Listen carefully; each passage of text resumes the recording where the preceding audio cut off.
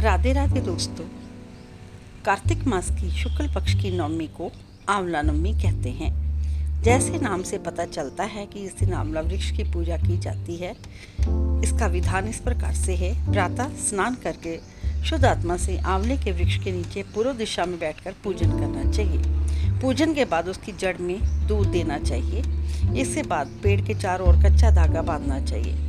कपूर बाती या शुद्ध घी की बाती से आरती करते हुए 7 बार परिक्रमा करनी चाहिए। इसके बाद पेड़ के नीचे ब्राह्मण को भोजन कराकर दान दक्षिणा देनी चाहिए। इसकी 2 प्रकार से कथाएं की जाती है। पहली इस प्रकार से है। काशी नगरी में एक निसंतान धर्मात्मा तरादानी वैश्य रहता था। एक दिन वैश्य की पत्नी से एक पड़ोसन बोली, यदि तुम किसी पराये लड़के की बलि भैरव के नाम से चढ़ा दो तो तुम्हें पुत्र प्राप्त हो सकता है।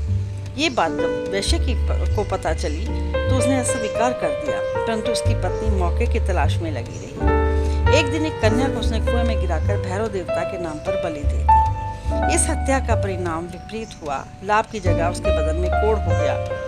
लड़की की प्रेत आत्मा उसे सताने लगी। वैश्य के पूछने पर उसकी पत्नी ने सारी बात बता दी। इस पर वैश्य कहने लगा, गोवध, ब्राह्मणवध तथा बालवध करने वाले के लिए संसार में कहीं जगह नहीं, इसलिए तू गंगा तट पर जाकर भगवान का भजन कर तथा गंगा में स्नान कर, तू भी इस कष्ट से छुटकारा पा सकती है।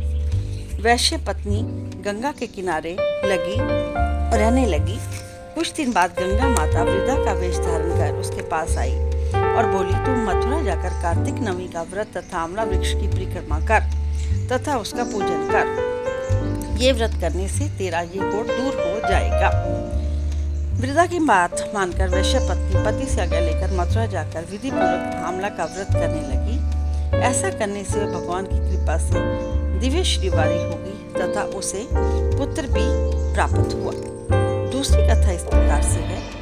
एक सेठ आंवला नवमी के दिन आंवले के पेड़ के नीचे ब्राह्मणों को भोजन कराया करता था। सोने का दान दिया करता था। उसके बेटों को ये सब अच्छा नहीं लगता था। घर की कला से तंग आकर वह घर छोड़कर दूसरे गांव में चला गया। उसने वहां जीवन यापन के लिए एक दुकान कर ली। उसने दुकान के आगे आंवले का पेड़ लगाया। उसकी दुकान खूब चलने लगी। वह जहां भी आंवला नवमी का व्रत करने लगा तथा ब्राह्मणों को भोजन तथा दान का कार्यक्रम चालू रखा। बेटों का कार्य ठप हो गया। उनकी समझ में ये बात आ गई कि हम तो पिताश्री के भाग्य से ही रोटी खाते थे। बेटे अपने पिता के पास गए और अपनी गलती स्वीकार कर ली। पिता की आज्ञा अनुसार वह भी आंवला पेड़ की पूजा करने लगे। उनके जहाँ पहले जैसी खुशहाली होगी। बोलो कृष्ण बलदेव।